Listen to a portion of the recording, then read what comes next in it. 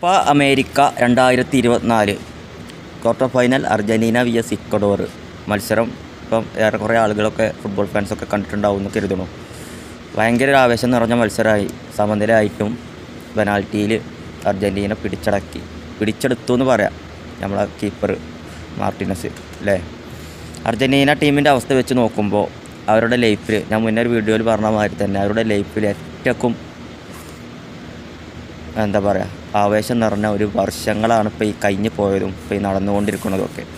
ഓരോരോ അർജൻറ്റീന ഫാൻസിനെ സംബന്ധിച്ചിടത്തോളം അവരൊക്കെ അവരുടെ ലൈഫിൽ ഒരുപാട് കുറ്റപ്പെടുത്തലുകളും കളിയാക്കലൊക്കെ സഹിച്ചിട്ടുണ്ടാവും. അതിപ്പോൾ ഇനി നാട്ടിൽ നമ്മളൊപ്പം നടക്കുന്ന സുഹൃത്തുക്കളായിക്കോട്ടെ, നമ്മളെ വാട്സാപ്പ് ഫേസ്ബുക്ക് പോലുള്ള ഗ്രൂപ്പുകളിലായിക്കോട്ടെ, അങ്ങനെ നേരിട്ടോ എന്തോ ആയിക്കോട്ടെ, പല വിധത്തിലുള്ള പരിഹാസങ്ങളും ട്രോളുകളും കാര്യങ്ങളൊക്കെ സഹിച്ചിട്ടുണ്ടാവും. ഞാനും ബ്രസീൽ ഫാനാണ്. ഞാനും കണ്ടമാനം ട്രോളിയിട്ടുണ്ട് അർജൻറ്റീന ഫാൻസിന്. എൻ്റെ ഒപ്പം നടക്കുന്ന അർജൻറ്റീന സുഹൃത്തുക്കളൊക്കെ ഞാനിപ്പോഴും ട്രോളുണ്ട്. ഇപ്പോൾ അർജൻറ്റീന ജയിച്ചിട്ടും ഞാനവിടെ ട്രോൾ ചെയ്യണം. എന്താ പറഞ്ഞിരുന്നു, പെനാൽറ്റിയിലല്ലേ, അതൊക്കെ വലിയ ജയമാണെന്നൊക്കെ പറഞ്ഞിട്ട് ഞാൻ അവിടെ ട്രോൾ ചെയ്യുന്നത്. അതൊരു ഫുട്ബോൾ സ്പിരിറ്റാണ്, സ്പോർട്സ്മാൻ സ്പിരിറ്റ്. എൻ്റെ മനസ്സിൽ ഇപ്പോൾ അർജൻറ്റീനൻ്റെ ക്വാളിറ്റി, ഒരു അർജൻറ്റീനൻ്റെയും മെസ്സിൻ്റെയും ഒരു ക്വാളിറ്റി എൻ്റെ മനസ്സിലുണ്ട്. അത് ഫുട്ബോളിനെ സംബന്ധിച്ചിടത്തോളം എനിക്കറിയാം. പക്ഷേ നമ്മൾ ഫ്രണ്ട്സുമായിട്ട് കമ്പയർ ചെയ്യുമ്പോൾ ബ്രസീൽ, അർജൻറ്റീന അല്ലെങ്കിൽ മറ്റുള്ള ഫുട്ബോൾ ഫാൻസിൻ്റെ ഇടയിൽ നമ്മളെപ്പോഴും അവരെ പരിഹസിച്ചിട്ട് ട്രോളിയിട്ട് അവരും കിട്ടും അതേമാതിരി പരിഹസിച്ചിട്ടും ട്രോളിയിട്ടും അത് അങ്ങനെ തന്നെ വേണമെന്നുള്ളൊരു അഭിപ്രായക്കാരനാണ് ഞാൻ. അല്ലെങ്കിൽ ഇതൊന്നും കാണാനൊരു രസമല്ല. നമുക്ക് ഇഷ്ടപ്പെട്ട ടീമിൻ്റെ ഒപ്പം നമ്മൾ നിൽക്കുമ്പോൾ അതേമാതിരി നമ്മളെ സുഹൃത്തുക്കളെ ഓപ്പോസിറ്റ് വേറെ ഏതൊരു ടീമിൽ നിൽക്കുമ്പോൾ നമ്മൾ എന്തെന്നെ വന്നാലും വിട്ടുകൊടുക്കരുത്. ആ ഒരു കാഴ്ചപ്പാടുള്ളതാണ്. ഞാനൊന്നും ഒരു പൊടിക്ക് വിട്ടെടുക്കില്ല. ഞാൻ പേരും ബ്രസീൽ ഫാനാണ്. അർജൻറ്റീന ഫാൻസിൽ ഒരുപാട് സുഹൃത്തുക്കളുണ്ട്. ഞാനൊന്നും ഒരു നിലക്കും വിട്ടുകൊടുക്കാത്ത മനുഷ്യനാണ്. വെച്ചറിയാം, ഞാൻ ട്രോളുന്നത് ഇപ്പോൾ അർജൻറ്റീന മോശം ടീമായിട്ടോ അല്ലെങ്കിൽ മെസ്സി ഒരു മോശം പ്ലെയറായിട്ടൊന്നല്ല അവരെ കളിയാക്കണോ ട്രോളുണ്ടാവും. അതൊരു രസം. അതില്ലാന്നുണ്ടെങ്കിൽ ഫുട്ബോളില്ല. അതില്ലാന്നുണ്ടെങ്കിൽ നമുക്ക് എന്ത് രസമല്ല അത് കളികൾ കാണാൻ അല്ലേ. അതേമാതിരി ഞാൻ രണ്ടെണ്ണം പറയുമ്പോൾ നാലെണ്ണം ഓലും ഇങ്ങോട്ടും പറയും. അതങ്ങനെ. അതിപ്പോൾ എല്ലാ നാട്ടിലും എല്ലാ സ്ഥലത്തും തന്നെയൊക്കെ ഒരവസ്ഥ. ഒരു നിലക്കും അവനാൻ്റെ ടീമിൻ്റെ ഫാൻസ് അവനാൻ്റെ ടീമിനെ താഴ്ത്തി കെട്ടാനും അവനാൻ ഇഷ്ടപ്പെട്ട പ്ലെയറെ, കളിക്കാരനെ താഴ്ത്തി പറയാനും ആരും സമ്മതിക്കൂല, ആരും ആഗ്രഹിക്കൂല. അത് വേണം. അതില്ലാന്നുണ്ടെങ്കിൽ ഇതൊന്നും കാണാനൊരു രസമില്ല. അതല്ലേ മെയിനായിട്ട് വേണ്ടത്. കളി കാണുക ട്രോള് അങ്ങോട്ടും ഇങ്ങോട്ടും. അപ്പോൾ പറഞ്ഞു വന്നത് എന്താ വെച്ചാൽ, അർജൻറ്റീന അവരുടെ ഏറ്റവും മികച്ച സമയത്തു കൂടിയാണ് ഇപ്പോൾ കടന്നു പോകുന്നത്. വേൾഡ് കപ്പ് നേടി, ഇറ്റലിനെ തോൽപ്പിച്ചിട്ടുങ്ങാണ്ട് ഒരു ട്രോഫി നേടി, കഴിഞ്ഞ കോപ്പ അമേരിക്ക നേടി. ഇപ്പോൾ കോപ്പ അമേരിക്കയിൽ ഈ സെമിയിൽ വന്ന് നിൽക്കണം. അപ്പോൾ ഇതിൻ്റെ ഇടയിലുള്ള ഫ്രണ്ടിൽ മത്സരങ്ങളായിക്കോട്ടെ, യോഗ്യതാ മത്സരങ്ങളായിക്കോട്ടെ, അതൊക്കെ ജയിക്കുന്നുണ്ട്. അപ്പോൾ ഓരോ പ്ലെയറും ഓരോ ലൈനപ്പും അവരുടെ ഏറ്റവും മികച്ച ടൈമിലാണുള്ളത്. അതുകൊണ്ട് തന്നെ അവരുടെ ഫാൻസിനും അവരുടെ ജീവിതത്തിൽ ഏറ്റവും മികച്ച മറക്കാൻ പറ്റാത്ത സമയങ്ങളാണ്. ഇപ്പോൾ ബ്രസീലിനെ സംബന്ധിച്ചിടത്തോളം ഓരോ ബ്രസീൽ ഫാൻസും ബ്രസീലിൽ നിന്ന് ആലോചിക്കുമ്പോൾ രണ്ടാമത് ചിന്തിക്കുന്ന കാര്യം 2002 പോലുള്ള ബ്രസീൽ ടീമാണ്. റൊണാൾഡീനോ, കക്ക, അതേപോലെ ലൂസിയോ, അങ്ങനെ ഒരുപാട് താരങ്ങൾ നിറഞ്ഞാടിയ ടൈമുണ്ടല്ലോ ബ്രസീൽ. അതാണ് ബ്രസീലിൻ്റെ ഒറിജിനൽ ബ്രസീൽ ടൈം. അതേമാതിരത്തെ ടീമാണ് ഇപ്പോൾ അർജൻറ്റീനക്ക് കിട്ടിയിട്ടുള്ളത്. അതേമാതിരത്തെ ടീമെന്നല്ല, അതേമാതിരത്തെ ഒരു സമയമാണ് ഇപ്പോൾ എല്ലാം കൊണ്ടും മികച്ചുകൊണ്ട് അർജൻറ്റീനക്ക് കിട്ടിയത്. ഭയങ്കര കെട്ടുറപ്പാണ് ടീമിന്. ഇപ്പോഴത്തെ അർജൻറ്റീന ടീമിന് ഭയങ്കര കെട്ടുറപ്പും ഭയങ്കര ഒത്തൊരുമയാണ് ഗ്രൗണ്ടിനകത്തും പുറത്തുമൊക്കെ. ആ ഒരു റിസൾട്ടാണ് അവരുടെ മത്സരങ്ങളിലൊക്കെ ഇപ്പോൾ കാണുന്നത്. മെസ്സിനെ സംബന്ധിച്ചിടത്തോളം അദ്ദേഹത്തിൻ്റെ കരിയർ എൻഡിൽ അദ്ദേഹത്തിനൊന്നും ഒരു ട്രോഫി കിട്ടാതെ വിരമിക്കേണ്ടി വരുമോ. ഒരു വട്ടം വിരമിച്ചു, പിന്നെയും തിരിച്ച് വന്നു. അന്നൊക്കെ വിരമിച്ചിരുന്നെങ്കിൽ വൻ നഷ്ടമായിരുന്നു. ഇപ്പോഴത്തെ സിറ്റുവേഷനൊക്കെ നോക്കുകയാണെങ്കിൽ എന്താ ഇപ്പോൾ അവസ്ഥ. ഒരു ട്രോഫി, ഇത്രയും നല്ലൊരു ക്വാളിറ്റി, ഇത്രയും നല്ല ലോകോത്തര താരം ഒരു ഇൻ്റർനാഷണൽ ട്രോഫി കിട്ടാതെ വിരമിച്ചിട്ട് പിന്നീട് ട്രോഫി കിട്ടിയാൽ എന്തെങ്കിലും അദ്ദേഹത്തിൻ്റെ മാനസികാവസ്ഥ. വന്ന് വിരമിച്ച് തിരിച്ച് വന്നതാണ് ഏറ്റവും നല്ല അദ്ദേഹം ചെയ്ത നല്ലൊരു കാര്യം. അപ്പോൾ അദ്ദേഹത്തിൻ്റെ കരിയർ എൻഡിൽ അദ്ദേഹത്തിന് നല്ല സമ്മാനങ്ങൾ അദ്ദേഹം പ്രതീക്ഷിച്ചിട്ടുണ്ടാവില്ല. ഒരു ട്രോഫി കിട്ടുമെങ്കിൽ എന്നൊക്കെ കരുതിയിട്ടുണ്ടാവും. അപ്പോൾ നിരന്ന ട്രോഫികളാണ്. ഈ കോപ്പ അമേരിക്കയും ഏറ്റവും കൂടുതൽ കിട്ടാൻ സാധ്യതയുള്ള ടീമും അർജൻറ്റീന തന്നെയാണ്.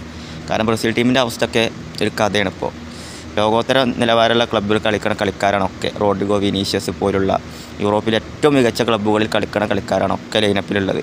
നല്ല സാലറി, നല്ല കാര്യങ്ങളും നല്ല ക്ലബ്ബും ഒക്കെ, നല്ല ചാമ്പ്യൻസ് ലീഗിലും ഇതിലൊക്കെ കളിക്കുന്ന ക്ലബ്ബുകളിൽ മുൻനിര ലൈനപ്പിലുണ്ടാവുന്ന കളിക്കാരൊക്കെയാണ് ഉള്ളത്.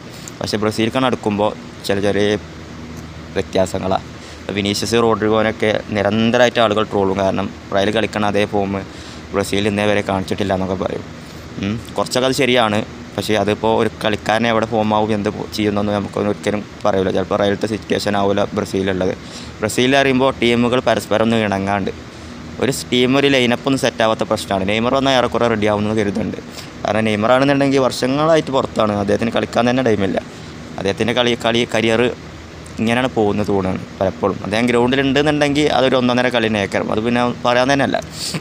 ഉണ്ടെന്നുണ്ടെങ്കിൽ മറ്റുള്ള കളിക്കാർക്ക് കൂടി ഒരു ആവേശമാണ്, ഒരു ഒത്തൊരുമ ഒന്നും കൂടിയും കൂടും. കളിൻ്റെ അടിയിലുള്ള തമാശകളും പരിശീലന സമയങ്ങളിലുള്ള തമാശകളും കോമാളിത്തരങ്ങളും അങ്ങനെ കളിൻ്റെ ഫസ്റ്റ് വിസിലാണ് മുഴങ്ങിക്കഴിഞ്ഞാലുള്ള സീരിയസ് അദ്ദേഹത്തിൻ്റെ മുഖം നോക്കിക്കൊണ്ടുണ്ട്. ഇത്രയും നേരം കളിച്ച് ചിരിച്ചത് കളിയാണ് വിസിലാണ് ഊതിക്കഴിഞ്ഞാൽ അദ്ദേഹത്തിൻ്റെ മുഖം മാറും, സീരിയസ് ആവും. അപ്പോൾ അങ്ങനെ അദ്ദേഹത്തിൻ്റെ ലെവലിൽ ഇങ്ങനെ നിൽക്കുമ്പോൾ അദ്ദേഹം എല്ലാ കളിക്കാരോട്ടാണെന്നുണ്ടെങ്കിൽ ഇപ്പോൾ ബ്രസീലത്തെ കളിക്കാരോട്ടാണെങ്കിലും പുറത്തുള്ള കളിക്കാരോട്ടാണെങ്കിലും നല്ല സൗഹൃദ ബന്ധമാണ്. ഇപ്പോൾ മെസ്സിനോട്ടാണെങ്കിലും റൊണാൾഡോനോട്ടാണെങ്കിലും ഒക്കെ. അപ്പോൾ അദ്ദേഹം ഉണ്ടെന്നുണ്ടെങ്കിൽ ടീമിലെ ആൾക്കാർക്ക് ഒന്നും കൂടി ആവേശമാണ്, ടീമിലെ മറ്റുള്ള പ്ലേയേഴ്സിന് ഒന്നും കൂടി ഉന്മേഷം കിട്ടും. അദ്ദേഹം വന്നാൽ ഒന്ന് ടീം സെറ്റാവും. അതേമാതിരി ഒരു നല്ല മികച്ചൊരു കോച്ച് വേണം. ഇതേമാതിരി കുറച്ച് ദിവസത്തിന് ഓരോ കോച്ച് നിർത്തിങ്ങാണ്ട് ഏതെങ്കിലും ലൈനപ്പിൽ കളിപ്പിച്ചിട്ട് 4 ദിവസം കൊണ്ട് പോയിട്ടൊന്നും ടീം സെറ്റാവില്ല. വൻ ടൂർണമെൻറ്റുകളൊക്കെ വരുമ്പോൾ ഇതേമാതിരി തട്ടിക്കൂട്ടിങ്ങാണ്ട് ടീമോട്ട് പോകേണ്ടി വരും. ഒരു മികച്ച ലൈനപ്പ് സെറ്റാവാതെ ബ്രസീൽ സെറ്റാവും എനിക്ക് തോന്നുന്നില്ല. ഇനി എന്താണുള്ള അവസ്ഥ? ഉറുഗ്വേനോട്ടാണ് അടുത്ത മത്സരം, അതെന്താവുമെന്നും ഒരു ഐഡിയ ഇല്ല. ഉറുഗ്വ നല്ല ടീമിലാണ്, നല്ല ടീമാണ്, നല്ല ഫോമിലാണ്.